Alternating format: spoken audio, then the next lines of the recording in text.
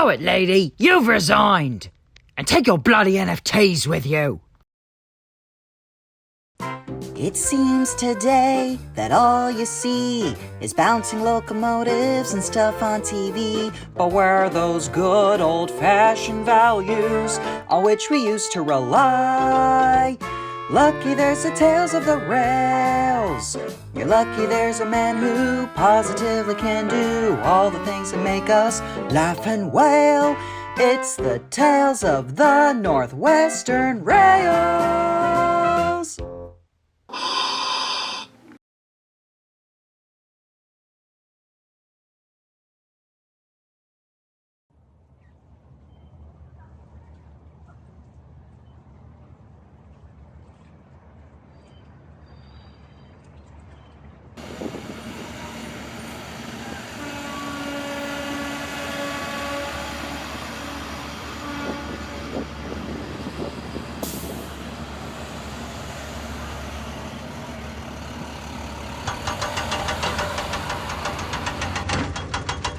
Tess, we've been over this. You can't be constantly piling crates. Bite me! Don't tell me to bite you, sweetheart. Don't worry, I got you, Bruno. Ever since Diesel's antic in generating power for the Tidmouth Town Square, he's gained some of the engine's respect. But he wasn't too bothered.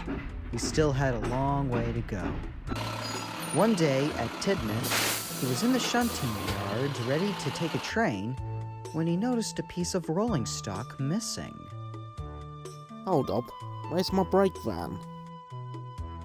Oh, Diesel, there you are. Sir Topham Hatt wanted me to tell you about a new brake van that arrived and wanted you to take it with your train. Diesel was curious to know what the new brake van looked like.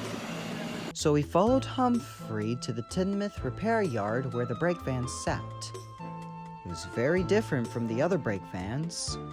It had a set of bogie wheels, painted in bright red, had the number 43 on its side, and had a little compartment on top of its roof, known as a cupola. There he sat, being fitted with buffers, buffer beam, and chain link couplings. I've never seen a brake van like him before. That's because he's from America, like me. Back there, he's called a caboose.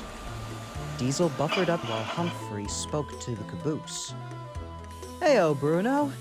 So, how do you like your new buffer beams? Well, it looks pretty cool. Nice. Now then, you will be with Diesel today.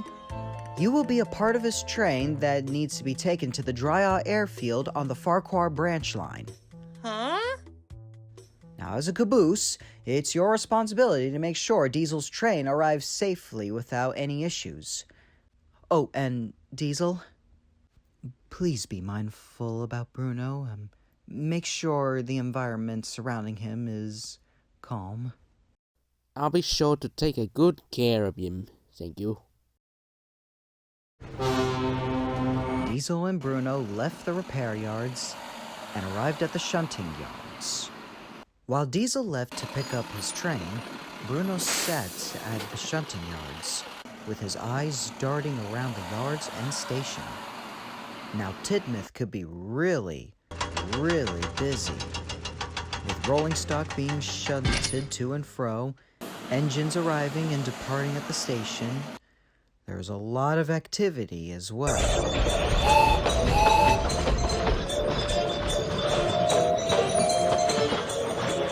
So much that Bruno couldn't stand it.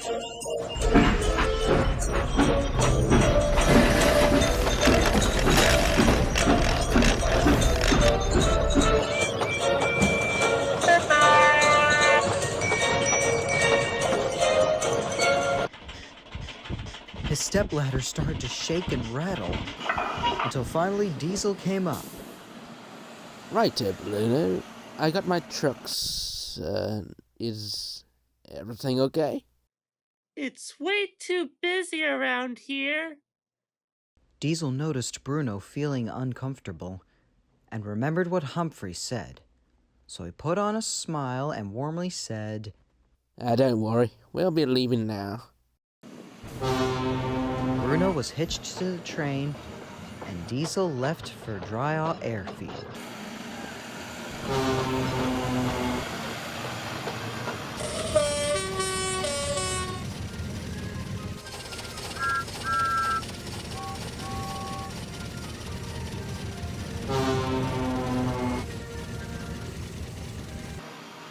While Diesel was taking some freight to the airfield, Henry was bringing passengers.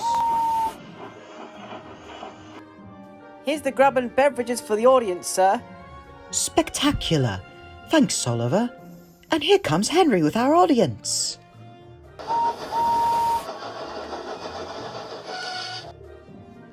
Henry arrived on time with the passenger train, followed by Diesel as well.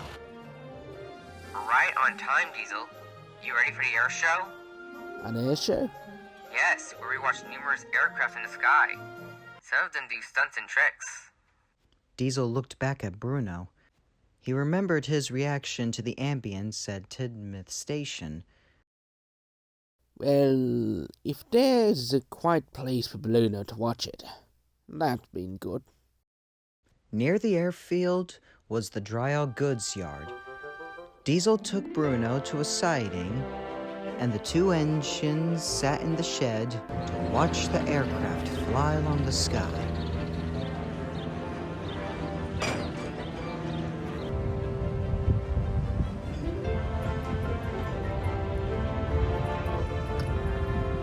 The two locomotives and caboose had a great time, but the fun was going to end rapidly.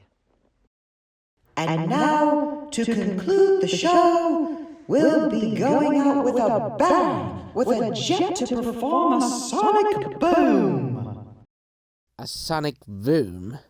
A sonic boom occurs when an object travels faster than the speed of sound, resulting in an extremely loud boom. Diesel's face went pale. He rushed to Bruno and coupled up. Diesel? What are you doing? He tried to pull him away from the yard, but Bruno's brakes were on.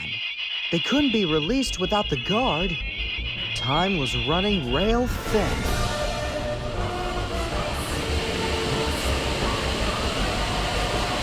Conductor, we have a problem! Conductor, we have a problem! Conductor, we have a problem! Conductor, we have a problem! Conductor, we have a fucking problem! Wiggling windshields, that was loud! The engine's eyes were widened and their axles tingled. But Bruno took it the worst. Bruno, are you alright? His eyes were shut tight. His breathing was rapid and uneven.